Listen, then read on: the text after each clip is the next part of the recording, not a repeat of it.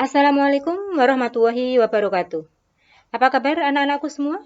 Ibu berharap kita semua selalu sehat, bahagia, dan penuh semangat menjalani kehidupan ini. Masih bersama Bu Asih di video pembelajaran kimia kelas 10 untuk mempelajari materi hukum dasar kimia.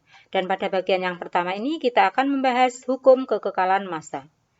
Anak-anakku semuanya, dalam kehidupan sehari-hari kita menemukan adanya hukum yang berlaku di masyarakat. Ada hukum yang bersumber dari Allah SWT yang tersantum dalam Al-Quran.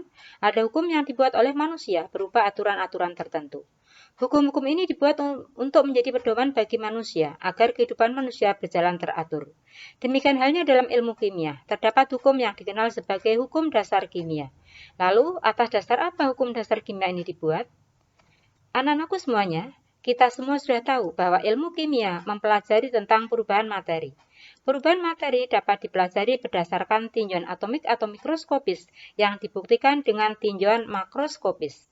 Di dalam tinjauan atomik, perubahan komposisi zat dapat ditunjukkan dengan model atom yang menggambarkan terjadinya pertukaran dan perubahan komposisi atom-atom dalam reaksi kimia. Sedangkan dalam tinjauan makroskopis, perubahan komposisi zat dapat diamati melalui eksperimen di laboratorium. Nah, analisis kuantitatif untuk menentukan jumlah zat, serta analisis kualitatif untuk menguji zat-zat apa saja yang ada sebelum reaksi dan sesudah reaksi akan melahirkan hukum dasar kimia. Begitupun sebaliknya, dengan hukum dasar kimia, kita dapat menganalisis komposisi zat.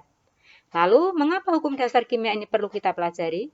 Ya, hukum dasar kimia perlu dipahami dengan baik karena hukum dasar kimia menjadi dasar dalam perhitungan kimia. Nah, ada 5 hukum dasar kimia yang akan kita pelajari, yaitu yang pertama hukum kekekalan massa, 2 hukum perbandingan tetap, 3 hukum perbandingan berganda, 4 hukum perbandingan volume, dan 5 hukum Avogadro. Dan di video kali ini kita akan mempelajari yang pertama yaitu hukum kekekalan massa atau hukum Lavoisier. Ya, sesuai dengan pencetusnya yaitu Antoine Laurent Lavoisier, seorang ahli kimia berkebangsaan Prancis. Ya, kita bisa menyebut dengan logat Indonesia Antoine Laurent Lavoisier. Ya, Lavoisier ini melakukan percobaan dengan membakar raksa pada ruang tertutup. Membakar berarti artinya mereaksikan dengan oksigen. Nah, raksa yang semula berwarna perak berubah menjadi raksa 2 oksida yang berwarna keperahan. Dan setelah ditimbang, ternyata massa raksa 2 oksida sama dengan massa raksa mula-mula ditambah dengan massa oksigen yang bereaksi. Penjelasannya demikian. Jadi raksa direaksikan dengan oksigen menghasilkan raksa 2 oksida. Nah, ternyata raksa 2 oksida yang terbentuk ketika ditimbang masanya sama dengan massa raksa dan oksigen yang bereaksi. Seandainya massa raksa sebelumnya ada 92,61 gram dan oksigennya ada 7,39 gram dan massa raksa dan oksida yang ditimbang ada 100 gram, ternyata massa raksa dan oksigen ini kalau dijumlahkan ada 100 gram. Lebih jelas kita lihat untuk persamaan reaksinya. Jadi raksa direaksikan dengan oksigen menghasilkan raksa dioksida. Di sini massa raksa dan oksigennya kalau kita jumlahkan ada 100 gram. Ternyata sama dengan massa raksa dioksida yang dihasilkan yaitu 100 gram. Dengan demikian massa sebelum bereaksi sama dengan massa sesudah bereaksi. Untuk lebih jelasnya perhatikan pembentukan air berikut ini. Ya, air terbentuk dari reaksi antara gas hidrogen dan gas oksigen. Nah, dalam H2O, semua atom H berasal dari H2 yang bereaksi, dan semua atom O berasal dari O2 yang bereaksi. Maka, massa H2 yang bereaksi sama dengan massa H dalam H2O. Massa O2 yang bereaksi sama dengan massa O dalam H2O.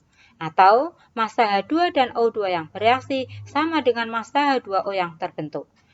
Atau bisa dikatakan massa bereaksi sama dengan massa zat hasilnya. Jadi, inti di dalam hukum kekekalan massa adalah demikian. Andai kata ada bereaksi kita misalkan dengan zat A dan B, bereaksi menjadi zat C, D, dan E. Ini dilakukan dalam ruang tertutup. Reaksinya kalau kita jumlahkan ada 100 gram misalnya, maka zat hasilnya ini semuanya juga dijumlahkan ada 100 gram. Jadi, sekali lagi, massa bereaksi sama dengan massa zat hasil, atau massa sebelum bereaksi sama dengan massa sesudah bereaksi, atau jumlah atom-atom sebelum bereaksi sama dengan jumlah atom-atom sesudah bereaksi. Dengan penjelasan ini, maka hukum kekekalan massa berbunyi massa zat sebelum dan sesudah reaksi adalah sama, atau massa zat sebelum dan sesudah reaksi adalah tetap. Untuk lebih jelasnya, perhatikan contoh soal berikut ini. Ya, seperti biasa, setiap soal dicermati kemudian tulis apa yang diketahui. Kita lihat di sini yang diketahui adalah ini sebagai pereaksi, dan kemudian zat hasilnya adalah ini. Yang ditanyakan adalah massa CO2 dan penulisan persamaan reaksinya. Untuk menjawabnya, yang pertama kita bisa menuliskan zat-zat yang bereaksi.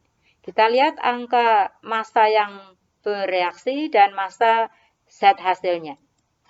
Nah, ingat hukum kekekalan massa, massa zat bereaksi sama dengan massa zat hasil. Kalau ini kita jumlahkan ada 173 gram, maka zat hasilnya semuanya pun harus 173 gram. Jadi berarti untuk menentukan gas karbon dioksida, kita bisa menentukan dengan cara 173 dikurangi 129 gram. Jadi ada 44 gram. Dengan demikian, yang A sudah terjawab, massa gas karbon dioksida yang dihasilkan ada 44 gram. Kemudian yang B, untuk menuliskan persamaan reaksinya, karena kebetulan di sini sudah langsung dituliskan rumus zat kimianya, maka kita langsung bisa menuliskannya, mana yang bereaksi dan mana yang zat hasilnya. Oke, setelah dituliskan, ini kita lihat, jumlah atom kiri dan kanan harus sama atau harus setara. Maka kita setarakan dengan memberi koefisien. Ini bisa beri angka 2. Oke, cukup mudah bukan? Ya, dan seperti biasa, setiap materi ada tugasnya. Di sini ada 4 soal yang harus kalian kerjakan. Silakan dikerjakan di buku tugas, kemudian diupload ke Teams, dan ingat selalu batas waktu pengumpulannya. Demikian yang bisa Bu Asih sampaikan. Terima kasih atas perhatiannya. Semoga bermanfaat. Mohon dimaafkan apabila ada banyak kekhilafan dan kekurangan. Tetap semangat. Billahi taufik wal hidayah. Wassalamualaikum warahmatullahi wabarakatuh.